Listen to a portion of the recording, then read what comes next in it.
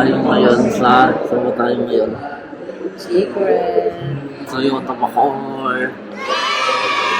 Sana ma-upload na yung isa dyan. Ano?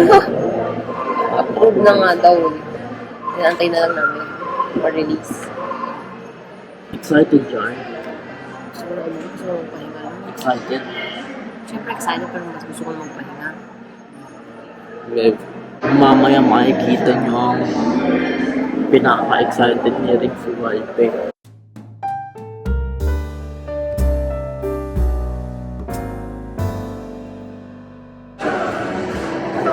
Wow! Alam mo naman talaga. Pirmahan lang sa gaganap. May pirmahan, pangalawang pirma mo na. Okay, inaantay. Ano bang inaantay na lang? Invoice. Invoice na lang, tas okay na daw. Oo. Matagal pala to. Akala ko pag punta dito, ipirma tapos alis na. Kasi hindi daw maganda yung pirma mo.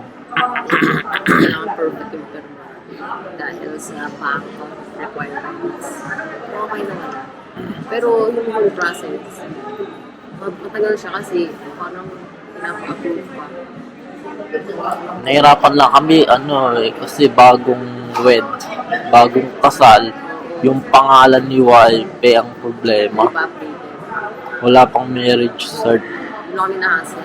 Pero the rest, smooth naman. Very smooth. Tsaka labig dito. May sakit lang yun eh. Hindi kahit wala akong sakit, malabig talaga. Bagay. Okay, kape-kape muna tayo.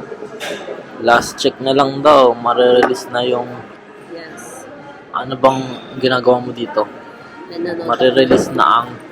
Ay, may i-release ng aming malupitong aming first purchase. Hindi ko na purchase. First. Bili ng car. Ano yun? Anong... Simpleng car. Hindi ko. Yung kaya lang namin. Kaya lang namin bayaran.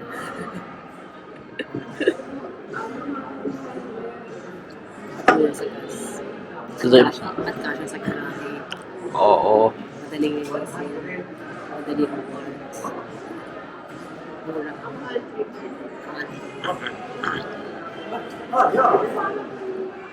Yan, masarap. lasang Wala. Parang siya takot-takot kasi iba siya. Kapag iwas siya sa namin. Tapos andito yung set. Yan, naka-donut time siya.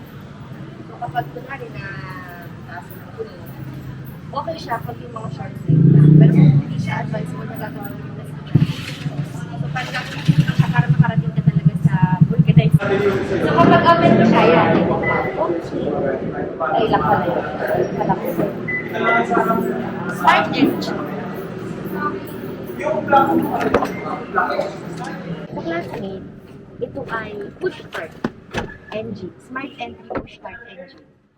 So, open pa ang kanyan. Okay na. So, meron siya indicator kung may open pa na pintuan. Makikita mo siya dito.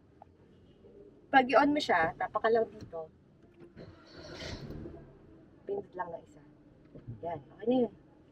So, may free tayo na 10 liter na gas. Tapos yung tinakbo niya na 7 kilometer, usually, dahil ito galing din sa planta. So, pag nililipat-lipat siya, pero hindi ibig sabihin ginamit na to. May 7 kilometer lang talaga siyang tinakbo kasi syempre, kunwari, from RVL, yung mga truck, so dadalhin siya sa taas, kasi car wash. So, may lipat-lipat siya. So, ito yung aircon mo. Auto-climate control na siya. Tapos, ito, yung AC niya, kapag pinatay mo siya, magiging fan lang siya. So, walang lamig. Ito naman, yung kung gusto mo, dito lang nagsisirculate sa loob ng sasakyan mo, yung lamig. Or kumbaga, kung ayaw mo na kukuha siya ng hangin sa labas.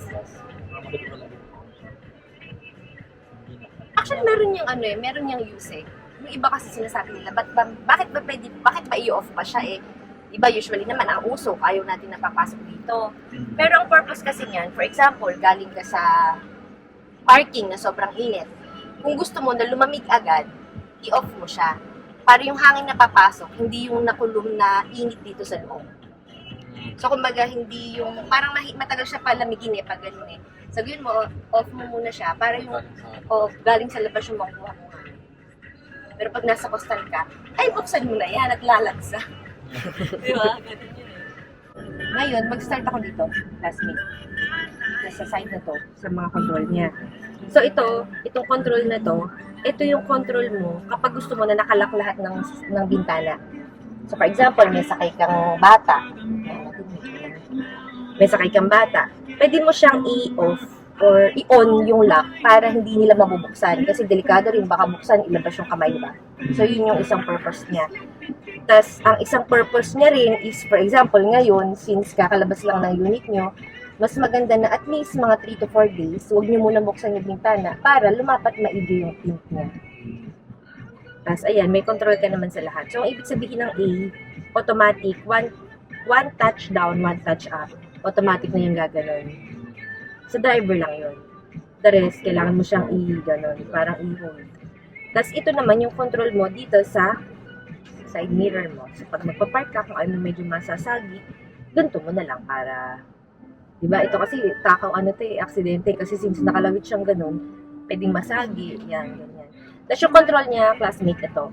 So kung gusto mo siyang, itong kunwari yung left, ayan, control mo siyang ganyan. So kung paano yung preference mo, yan. Kung right naman, yan. Ayan. Working naman siya pareho. So ngayon naman, iti-check natin kung working yung ilaw mo. So ayan, makikita mo naman siya sa harap.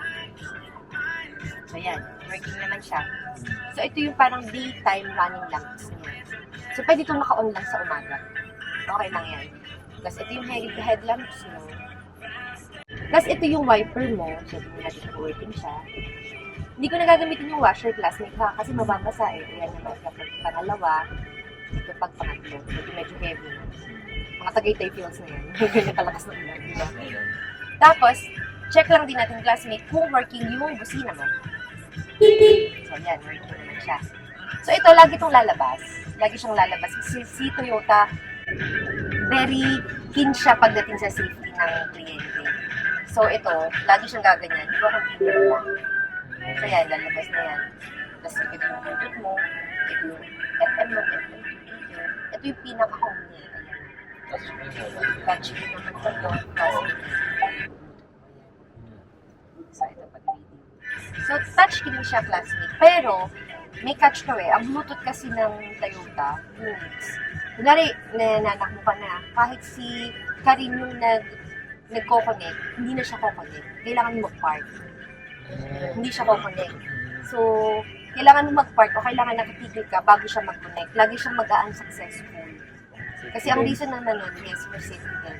Kumbaga, mag-connect ka na bago ka umalis ng house. Or tumigil ka. Kasi syempre, distraction yun Diba? So, si Toyota, meron siyang ganun.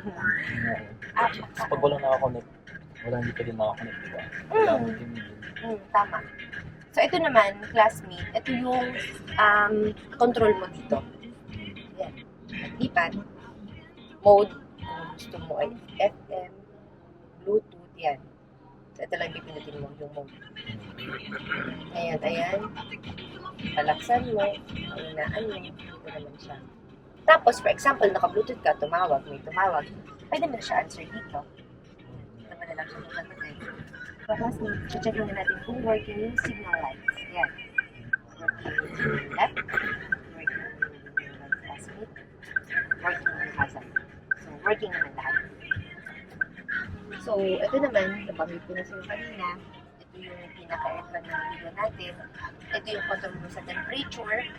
Ito yung control mo sa fan. Na-try din naman natin kung working siya hanggang sa pinakamalabas. So, working siya. Working din naman siya pa. So, yun. Tapos, classmate, open mo yun. Andyan kasi yung inyong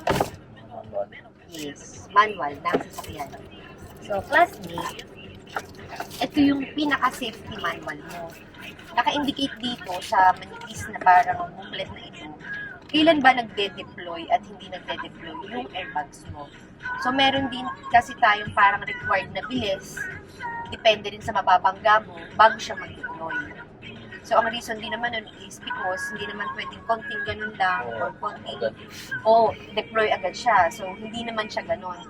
Kasi sobrang mahal din talaga ng pagpapalagay ng airbags. So, kumbaga, meron siyang bilis na kailangan mong ma-achieve, parang ganun, bago siya mag-deploy. Pero syempre, classmate, huwag mong gagamitin ang airbags. Sinasabi ko sa Kaya nga. classmate, huwag mo yung gagamitin. Dahan-dahan muna. Dahan-dahan lamang. Well, ang airbags classmate, supplemental, ibig sabihin, secondary lang siya. Ang primary pa rin talaga natin, seatbelt. So, kahit saan ka pumunta, kahit ano lang, kahit malayo man o malapit man, bibili ka man sa hardware sa tapat ng bahay ko, mag-seatbelt ka, classmate. Laging seatbelt, pati si ma'am ka rin. Tapos, classmate, pag medyo bored ka, ito ang owner's manual. Si ma'am ka rin, pag medyo bored ka, basahin nyo ngayon itong owner's manual nyo. Ito yung owner's manual na dito. So, pag meron kayong mga, ay, hindi ata, nabanggit ni Marian yung about dito, pwede nyo siya i-check dito. Pero, pwede nyo rin ako i-chat or i-text. So, kung medyo tinatamad kayo mag-text, basahin ko na lang. Pwede rin naman. So, at least, para, just in case of emergency, say, for example, medyo naalangan kayo, pwede nyo i-check na agad dito. Pero so far, ang video naman, very basic naman ang video. Magawa mo lang. Tatanong lang sila sa sa online. Yun, sa totoo lang, mas maano pa nga ngayon sa ganun. Tapos, classmate, meron kayong dalawang master key. So, dalawa yung master key na marireceive nyo. So, ayan, isa na kayo ngayon. Dalawa siya. Tapos, meron siya dito key, just in case, for example, malobat to. Para mabuksan niya siya, itong unit nyo. Meron naman siya. Pwede nyo siyang ma-open. Just in case, malupat ito. So, sobrang tagal naman. Ngayon, total nabanggit mo na yung nawala. Paano pag nawala? Meron kang key number. Ito, itabi mo lang sa house. Though ito, nasa invoice mo naman ito. Pero, tabi mo na lang dito. Worst case scenario na mawala itong parehong susi mo. Talagang pangari, kamals malasa na wala pareho. Kailangan namin to para magawa yung exact na susi ng sasakyan mo. Kasi ito, may chip to at may chip yung engine mo na kumbaga makakonekta. So, hindi mo siya pwedeng sabihin na ipapaduplicate. Hindi siya ganun. Hindi siya gagana. So, sobrang importante ito. In worst case scenario na mawala nga siya tayo. So, laging sabi mo ngayon sa iyong bolt classmate. So, ayan, congratulations sa inyong dalawa. Ito ang hindi natin mamaya para sure. Ngayon, ito yung owner's manual mo ng radyo mo. Kung nagtataka ka kung bakit ano ito ay antenna. Ito yung antenna dyan sa likod. So, pull type kasi siya. So, ito yung antenna mo. So may pagkakataon classmates sa totoo lang na nananakaw siya. So, pwede mong gawin kung kunwari may iwan sa labas yung unit na medyo matagal, tanggalin mo na lang. Kasi yun, tinan mo, walang nakakabit, pero sige, may signal pa rin naman siya. So, ito, basahin mo lang to if meron ka lang yung time. Ito yan, siya yan. Yan, classmate. Lastly, ay hindi pa pala siya last.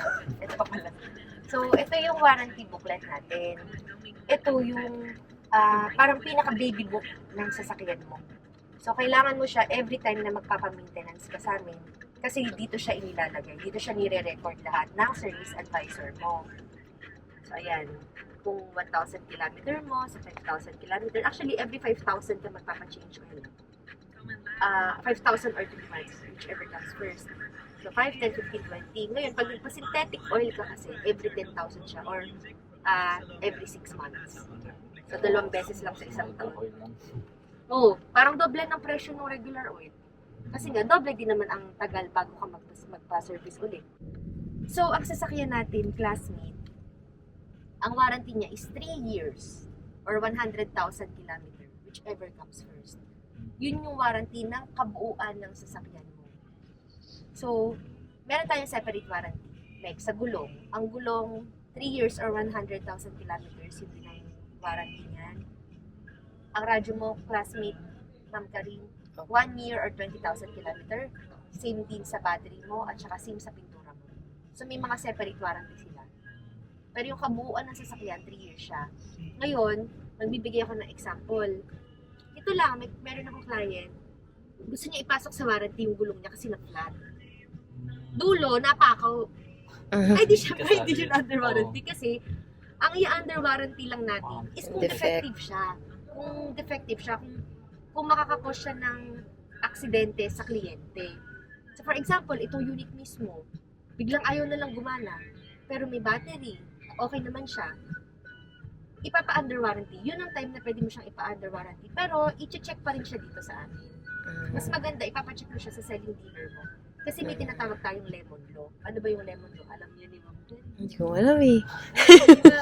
Ang lemon law siya ng mga consumer natin sa sasakyan, na kapag napatunayan na ang unit mo, in 5 attempts, kung doon ka nagkakamali, na ginagawa siya ng selling dealer mo at hindi siya magawa, papaltan siya ng dealer. So, ganun siya. Pero, may mga attempts na kailangan magawa siya. Kumbaga, bibigyan nyo ng chance yung dealer na ayusin mo na siya. Bago talaga mapatunayan. Kasi may mga hearing siya eh. Ano talaga siya eh, parang hindi naman sampahan ng kaso, hindi naman ganun. Pero, may mga hearing siya. Qualified na. O may mga mediation siya, may mga ganun siya eh.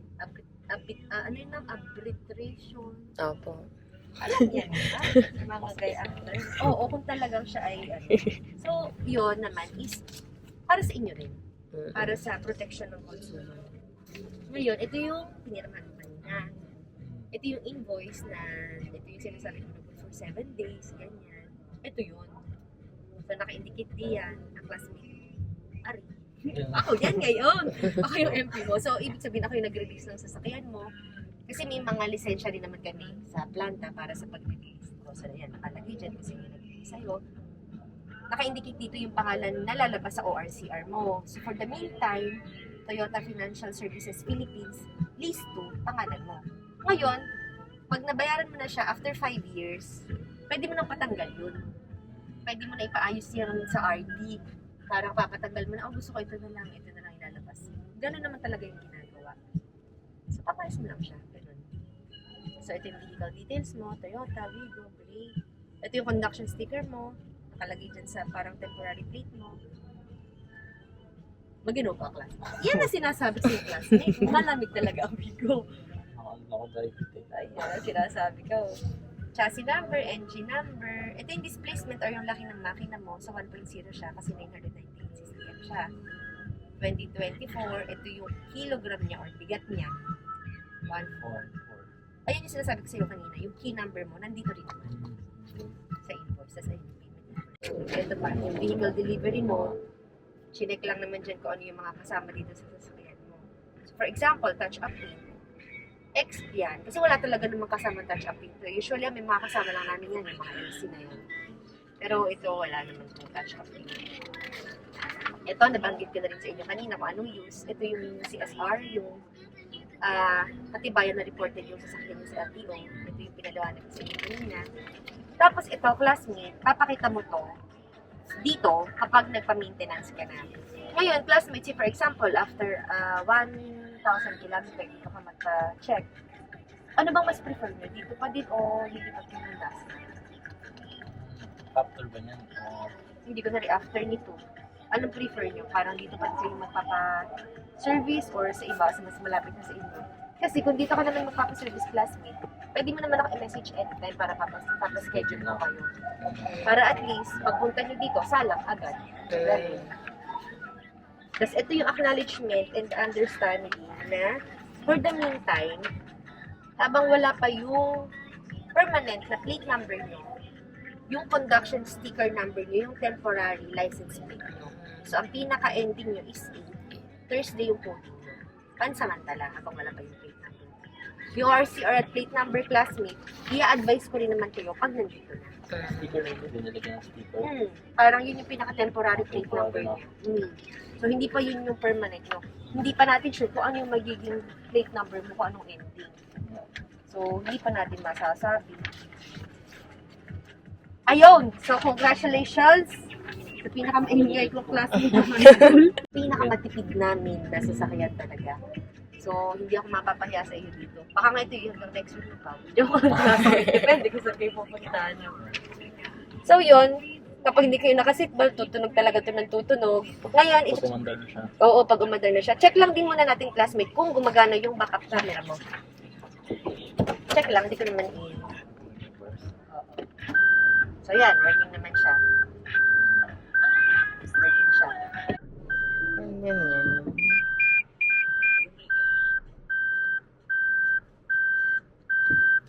Yun. Output.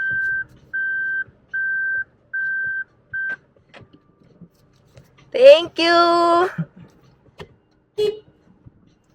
Go lang.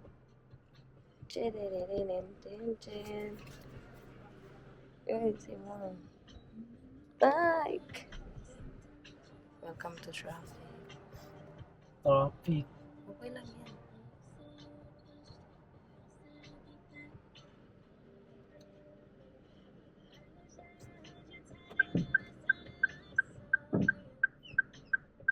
Alam mo yung daan?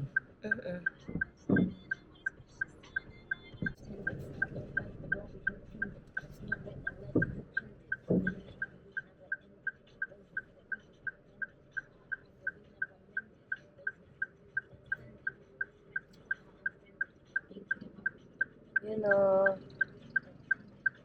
first time driving on his own Tama mo car. na yan. Ha? Ito, dito na ako sa nae. Kanina pa ako nag-aantay.